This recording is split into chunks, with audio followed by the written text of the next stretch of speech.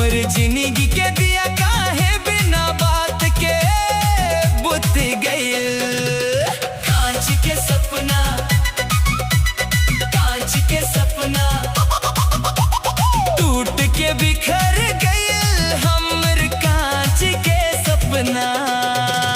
जवन हवा हमारा दुनू के झुलावल रहल सी, आजू है हवा हमके तहरा से दूर कइल सी। दूसरा के भइलू, हाँ तू दूसरा के भइलू।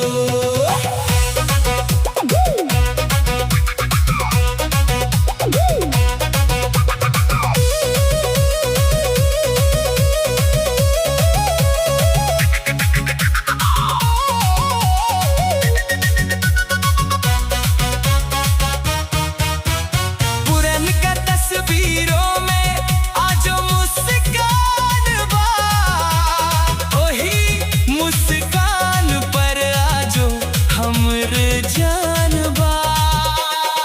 तोहरा गर्दन के स्कार्फ, हमर हाथ के छल्ला, याद आवत बा उहे गाँव के गली गल्ला। हम तस खड़ा रही गइनी, तू चल गइलू आगे। हमर जिंदगी के भोर अधियार रात जैसन लागे।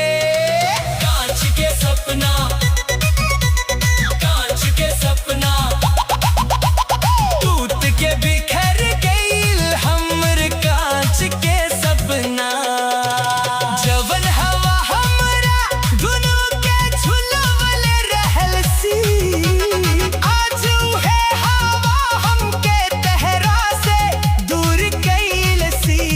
दूसरा के भइलू, हाँ तू दूसरा के भइलू। हमके कांच के, कांच के दूसरा के भइलू। जिंदगी भर कितना दूर कइल सी।